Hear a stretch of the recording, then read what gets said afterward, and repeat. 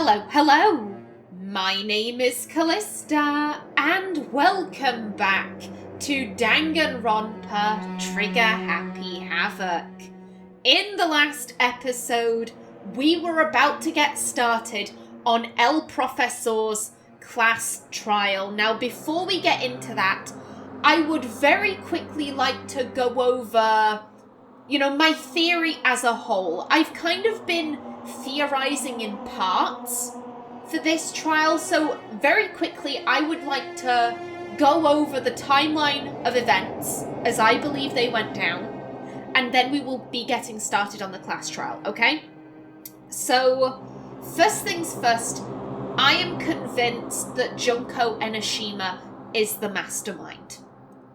I also believe that we never met Junko Enoshima. The person who was claiming to be Junko at the beginning was Mukuro Ikusaba, basically cosplaying as Junko. They look very, very similar. Like, they even have the same eyes and everything. The only real difference between the two of them is that Mukuro has freckles and Junko does not. And the Junko we met had freckles, so it couldn't have been the real Junko. So from here on out, when I'm talking about the person we met at the beginning of the game, I will be calling her Mukuro, just so that we're clear on that. Now, the reason why I believe Mukuro cosplayed as Junko, I think Junko wanted a mole. She wanted a mole in the students, someone who could give her information and kind of push the students in a certain way. And yes, she got Sakura, however, that wasn't definite. There wasn't any guarantee that she was going to be able to convince one of the students to side with her. So she needed someone already in the group to be on her team, and that was Mukuro. And if you think back to all the things that Mukuro said, yeah, she was incredibly sassy, and she talked the good talk, She was always saying, like, oh, we need to figure out a way to escape, we need to defeat the mastermind, blah, blah, blah. However, when you think back to the actual conversation she had with Monokuma, she was asking a lot of, like, oh, and what will happen if we don't do this? What will happen if we do this instead? She was providing the students with an awful lot of information on what could, actions have consequences. If you do this, then this'll happen. Mukuro getting stabbed. I think that's the next thing I want to get into. If you recall, originally, Monokuma said that he was gonna... it was something like he was gonna lock her in a dark pit. Effectively, he was gonna have her do, isolation and all of that. She was gonna be isolated from the group. And I truly believe that's what Mukuro expected. Mukuro was gonna kick Monokuma, and then she was gonna go do isolation. I highly doubt that. She probably assumed, oh, I'll be with Junko in the mastermind's quarters for a couple of days. And then when she came back, she would have probably said, words to the effect of, oh, it was so terrible. He tortured me. Oh my God, none of you can ever let that happen to you. Don't do it. Just do what he says. Like, I think this was a tactic to scare the other students. The sassy and, kind of fun Junko that they knew would come back as kind of a broken person, if you will, and it would have scared the students into complying. However, ultimately, Junko decided to betray Mukuro. I think there are a couple of reasons Junko could have done this. Also, Mukuro's tattoo, I think she just covered that with foundation. Gonna be brutally honest, I think she just put foundation on that. I don't think there's any kind of weird explanation going on there. I think that's pretty mundane. Back to the stabbing. I think there are potentially two reasons why Junko betrayed Mukuro, maybe three. First things first, she did it for the lols. I'm assuming that Junko is speaking through Monokuma. She's using some kind of, you know, like the microphone is altering her voice. Something like that. And if we are going off Monokuma's dialogue to tell us about Junko's personality, she's clearly a little unhinged. To put it politely, she is clearly a little bit weird, a little bit wacky, so I could very easily see her killing Mukuro for the lols. We also know that Junko likes to cause despair, and what better despair than to fuck over someone who thinks you are their ally. I don't know if that was good English, but hopefully you get what I mean. Mukuro, in those last moments, you can clearly tell that she was betrayed because she was saying stuff like, why have you done this? This wasn't supposed to happen. She was clearly very, very shocked and surprised. So I think to cause her ally despair over having been betrayed, that's the second option. The third could be that Mukuro was making mistakes. You know, ultimately, Mukuro isn't Junko. Mukuro could have been, you know, not cosplaying Junko correctly. She could have been saying things that Junko was like, I really wouldn't say that. And Junko could have decided she's making mistakes and we're only a couple of days in. I need to get rid of her before she starts fucking up majorly and alerting the other students as to, you know, that stuff is going down, that memory shenanigans have taken place. I think those are the three reasons why Junko decided to betray Mukuro. After that, Mukuro was clearly stored in either in a freezer or a morgue. I would assume either of those would be in the school, because here's the thing, I'm not entirely sure how many days exactly it has been between Mukuro getting speared and Mukuro turning up dressed as El Professor in the garden. However, it has to have been at least a week. At the very least. And if she had just been laying about somewhere, she would have started to rot. There would be a noticeable odor. Her body would be kind of goopy. You know, she should have rotted by this point. So she must have either been kept in a freezer or a morgue. Which does bring us on to the fact that the other bodies, if Mukuro was kept, one would assume that the other bodies have been kept. I kind of just assumed they were being put in the incinerator, to be brutally honest. However, I'm kind of iffy about that now. Why would you store one body and not the others? That doesn't make sense to me. So every single time we have seen El Professor, Makoto being backed over the head, El Professor rocking up in our bedroom, that had to be Junko, because Mukuro was long dead by that point. So, here's what effectively I think happened. The night leading up to Mukuro being found, Junko enters Makoto's bedroom, presumably with the intention of killing him.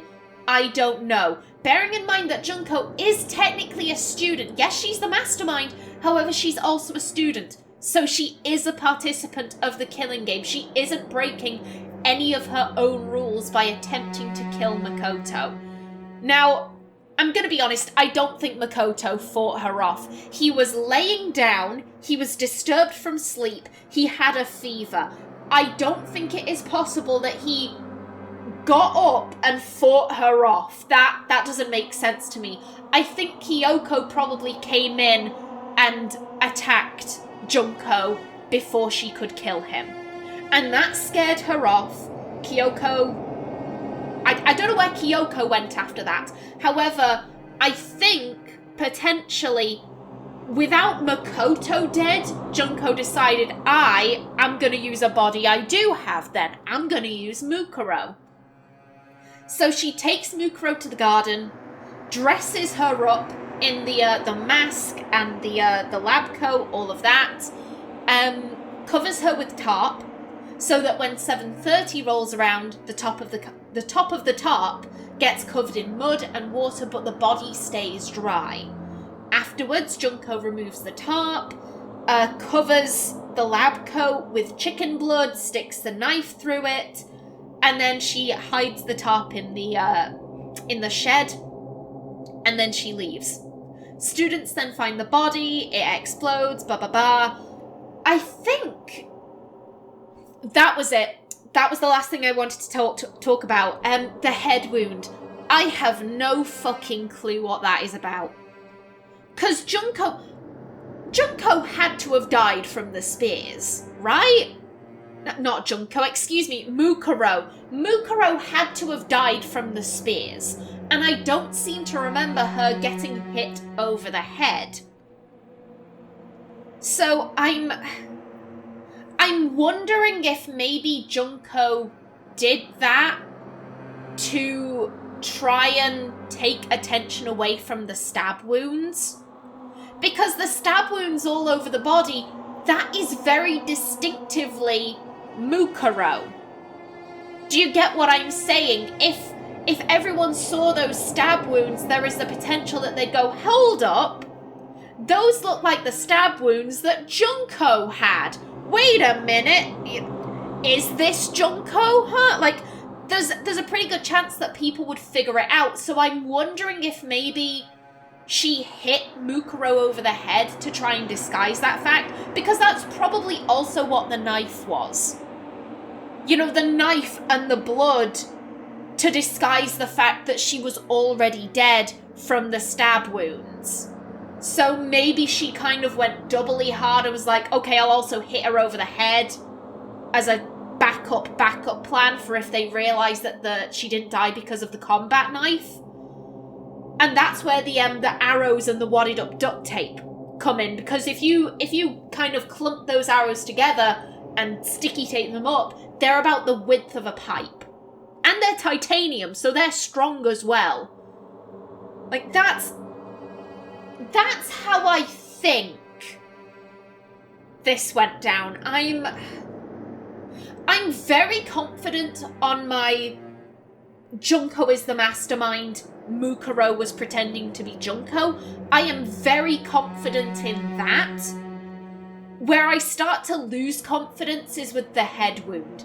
That's kind of where I'm like, I don't really know. I'm kind of guessing there. The rest of the theory, I am like 99% confident in. When it gets to the head wound, that drops to about 75% confident. I'm not too sure on that.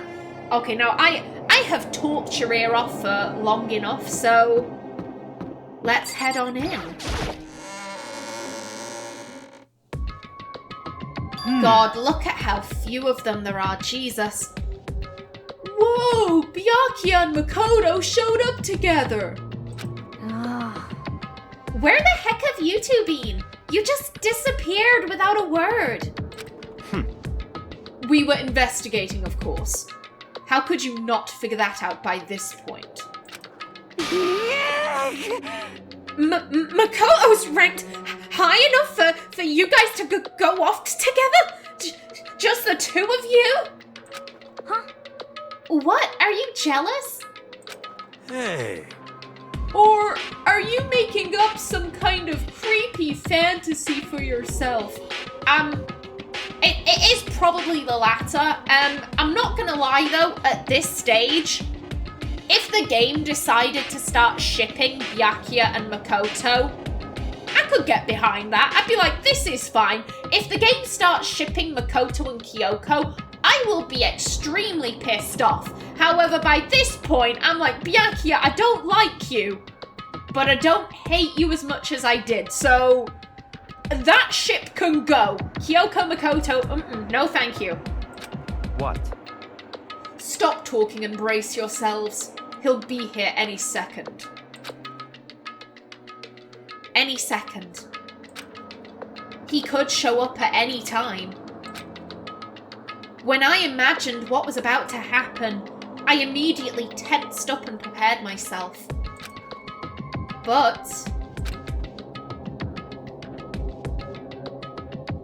we stood there for 5 full minutes, waiting for something weird to happen. And then 5 minutes became 10. Why? Oh, Byakuya, have you forgotten? All of the students need to be here in the, in Chihiro's class trial.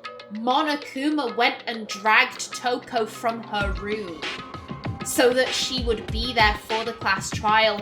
Monokuma is probably scouring the school looking for Kyoko. I'm sorry. I'm in kind of a stuttery mood today. I had a migraine earlier and I think that might still be affecting me. Just give me a minute. I'ma take a sip of my drink.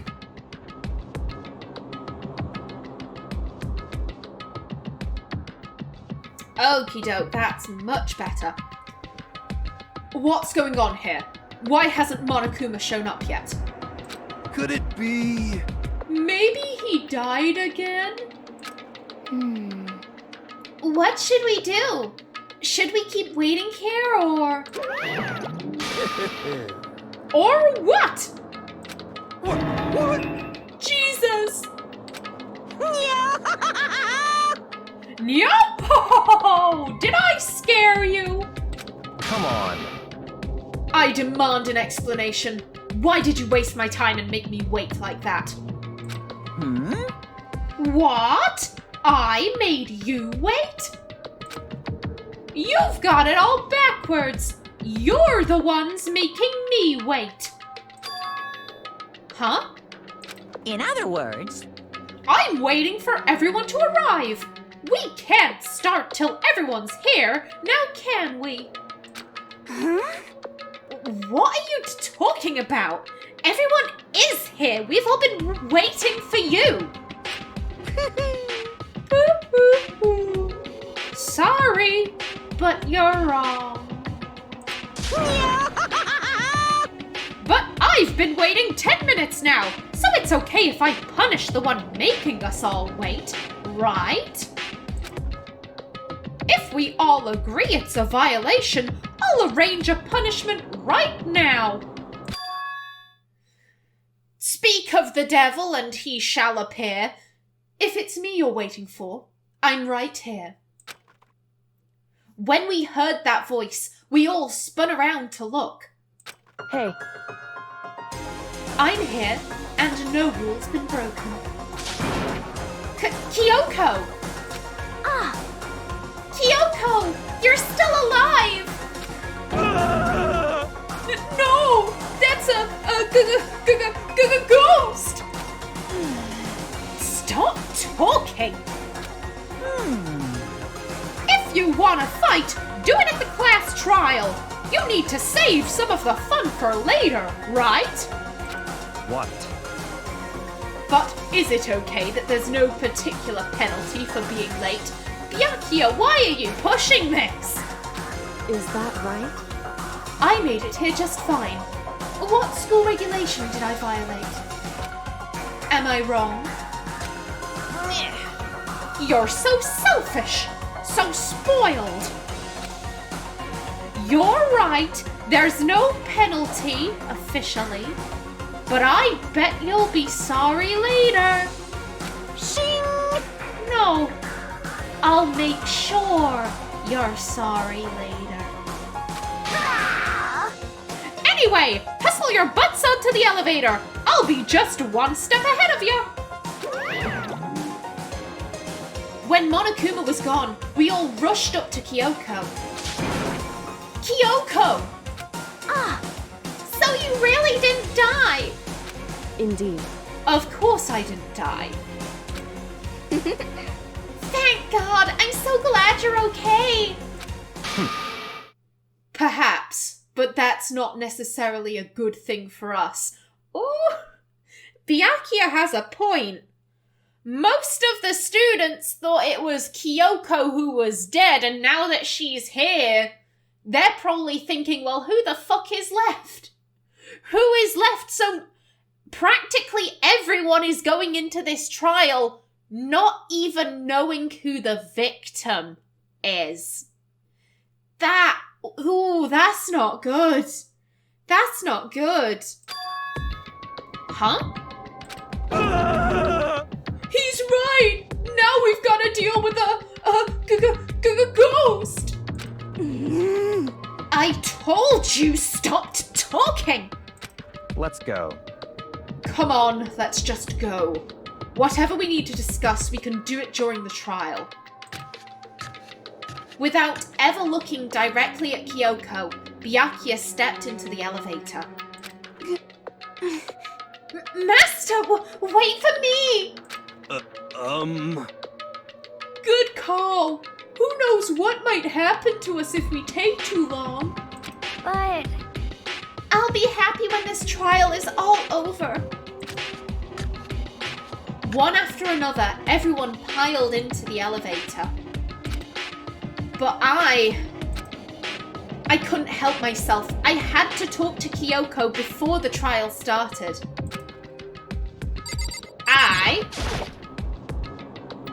Listen, before we get started, I have to ask you. Where have you been this whole time? Are you seriously expecting her to answer that, Makoto? Okay, bud. You used that key of yours to go somewhere, didn't you? So... Correct. I went to investigate the second floor of the dorms. Oh! The second floor of the dorms, not the dorms on the second floor. She's talking about the fucking grate. Well, don't I feel foolish? The grate thing by the warehouse. I thought... Literally this entire time, I thought they were talking, like, the second floor of the school? That there were some dorms on that floor. I didn't realise they were meaning the blocked off staircase by the dorms. Oh, okay, that makes sense. That makes sense. Every single time I've thought back to the second floor and been like, oh, I don't remember there being like any rooms we couldn't get into or like any blocked off stairs beside the stairs, you know, leading up to the third floor. Oh, okay. Okay, that makes sense. The second floor? That's right. There aren't any monitors or cameras there, so I was able to avoid Monokuma completely. Of course, I also missed his announcement because of that. I had no idea a body had been discovered.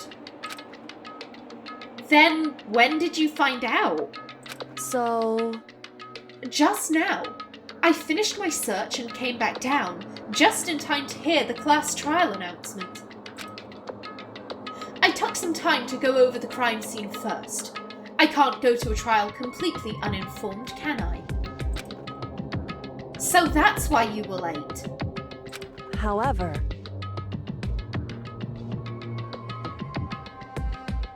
Excuse me, bitch?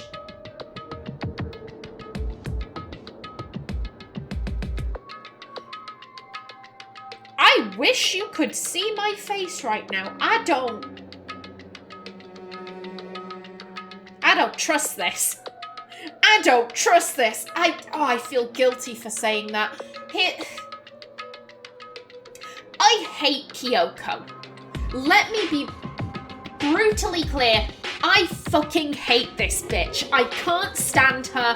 With every fibre of my being, I want to reach into my screen and beat the ever-loving shit out of her. I hate her.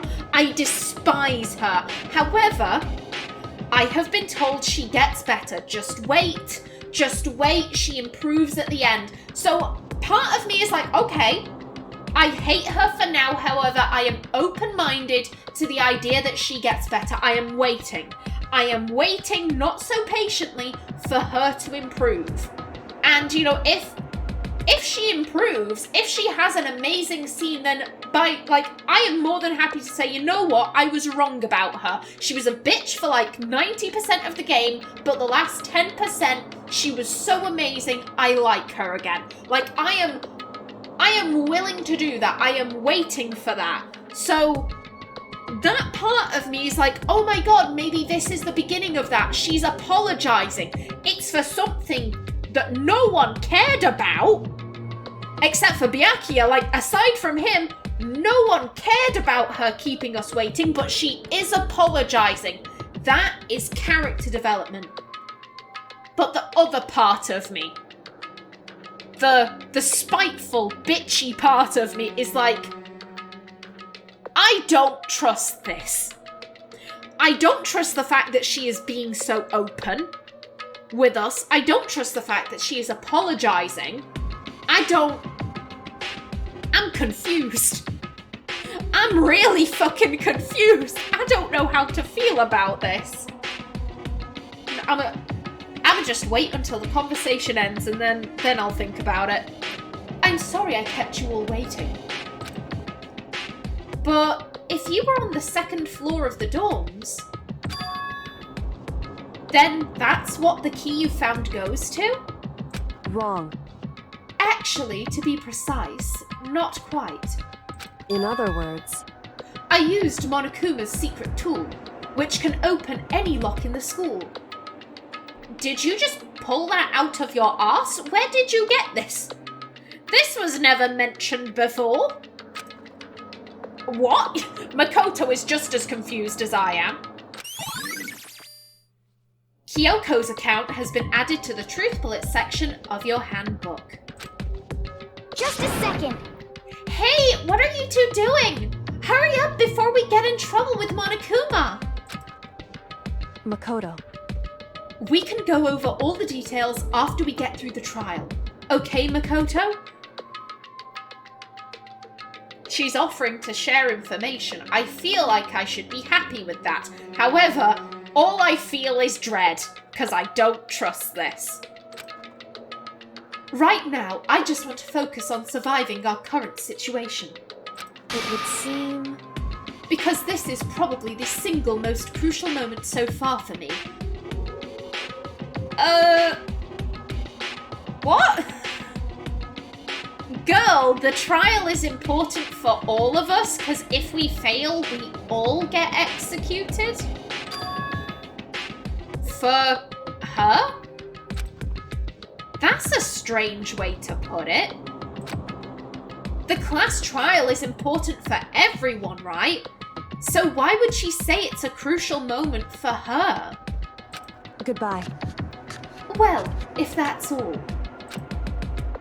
Seemingly unconcerned, Kyoko made her way to the elevator. I'm just overthinking what she said, right? No. No, you are not, Makoto. I don't trust that. I know this episode has been a lot of me talking. I'm very sorry about that. However, I have to talk about that for a minute. I don't trust that. I do not trust that. Here's the thing.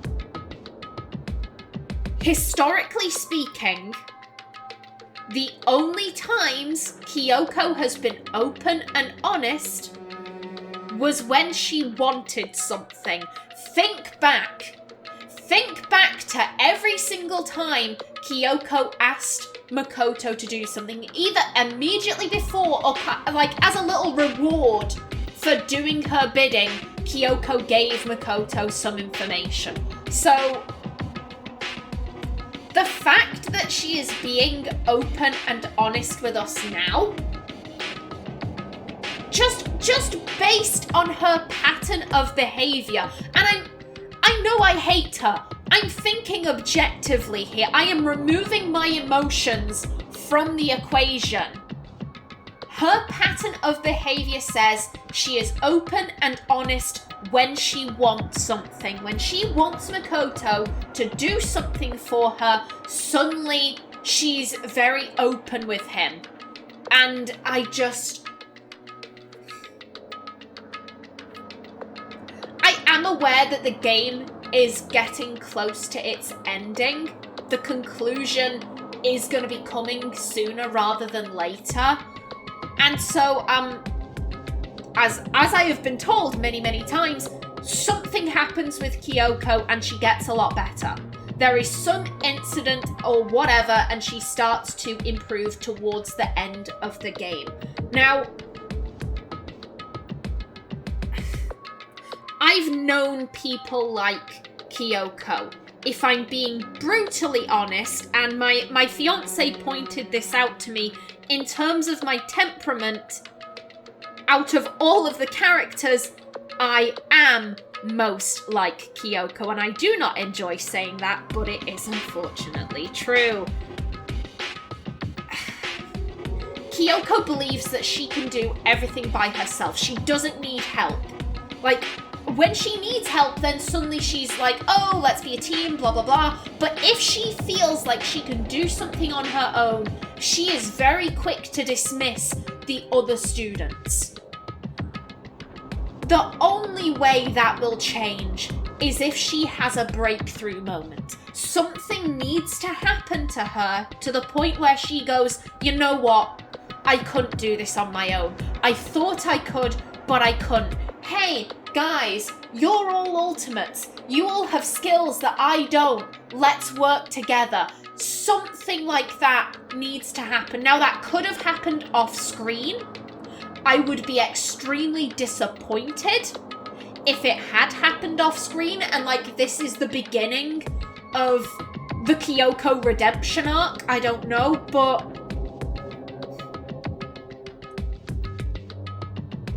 here's how I'm gonna treat this. Until I am told that Kyoko had an epiphany off screen, I am going to assume that she wants something. Because that is the only thing that makes sense to me. That is what her character has done. There goes my timer. I'm going to go for a little longer today because I have talked so much. Yeah. Oh, fuck, I lost my train of thought. Curse you, alarm! Curse you! Yes, until I'm told she has an epiphany off screen, I'm going to assume she wants something. And the fact that she is... Here's the thing. The fact that she is being open and honest before the class trial, I kind of feel like Kyoko is going to want us to back her up. If that makes sense. If you notice, in the class trials, it's very rare that people believe Kyoko just straight off the bat. Makoto always kind of has to back her up. And I get that's because, you know, Makoto is the main character. He's the player character, so therefore we have to be involved. However, I think as an in-game reason, I think Makoto is the most trustworthy. Out of all of the characters, he's got this guileless quality about him. So I could very easily see the other characters being like, what reason would he have to lie? We don't trust Kyoko because Kyoko keeps isolating herself, but Makoto is guileless, so let's believe him.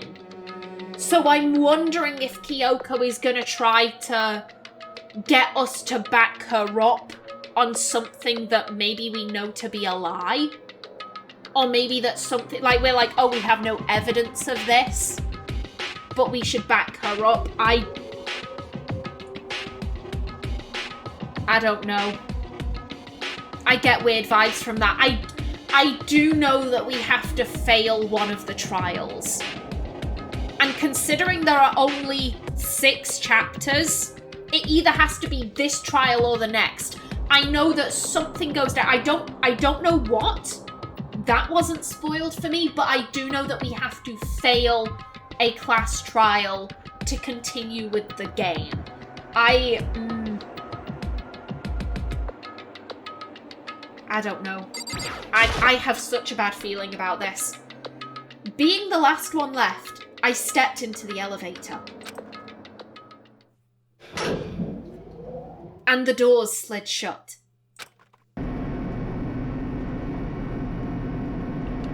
And I would like to grab this for the thumbnail, thank ya. This time, the clunking was loud enough to hurt my ears, and the dread began to consume me once again. I can't imagine ever getting used to the mental pressure that comes with preparing for an execution. In that dusky darkness, nobody said a word. We just stood there, silent and still. After an immeasurable period of time, the doors opened without warning. A dazzling light penetrated every depth of my eyes. But it wasn't the illuminating light of hope. It was the blinding light of despair. Whoa! I can't wait! I can't wait! Jesus Christ, this looks as though the 80s vomited. Like this. Just saying, I would not have decorated the trial room like this. I've been waiting for this! It feels like it's been forever since we got together like this. The time for pointless jokes and jabs has passed. Thrills, chills, kills! Let's get on with the show! And so, the curtain opened for the 5th time. A deadly judgment, a deadly deception, a deadly betrayal. A deadly riddle, a deadly defense, a deadly faith. A deadly class trial. We don't need to save. I saved not too long ago. Okay, let's see. We do have one new skill. Vocabulary, I believe. Increases bullet capacity. We don't have that. So, esque. Yep, we're good. All rise. Let's begin with a basic explanation of the class trial. So, your votes will determine the results. If you can figure out who done it, then only they will receive punishment.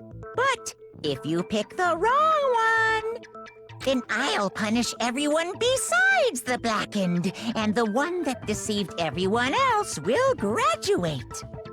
Okay, well, I'll leave the rest up to you. Oh, that is mean. That is mean. Just like, these idiots don't even know who the corpse is. Go ahead and argue it amongst yourselves. Damn. Well then, let's discuss the specifics of the victim. First, we need to clarify who exactly the unidentified victim is. Good place to start. It's Kyoko. There's no other explanation. Dude. Dude, what?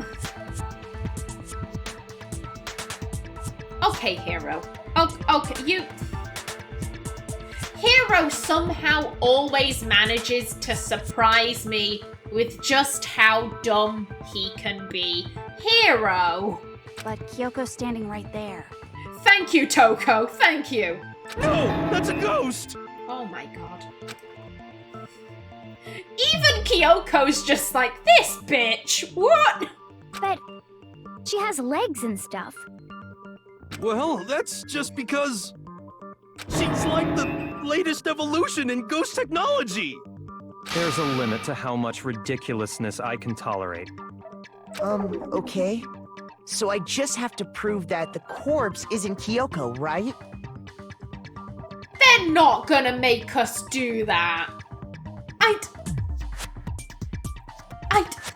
They can't be serious. The first thing that we have to do in the trial is prove that Kyoko isn't dead. When Kyoko is stood, literally like maybe 5 feet away from Hero? 5-10 feet? Like, Hero, just fucking poke her shoulder. Just give her shoulder a poke. Oh my, Hero. Hero, you dipshit. You know what, I'm gonna end this episode off right here. in the next one, we will prove that Kyoko isn't dead. But until then, please remember to like if you enjoyed, leave a comment below, and if you wanted to subscribe, it would be very much appreciated. I've been Kallista. Thanks for watching, and see you in the next episode.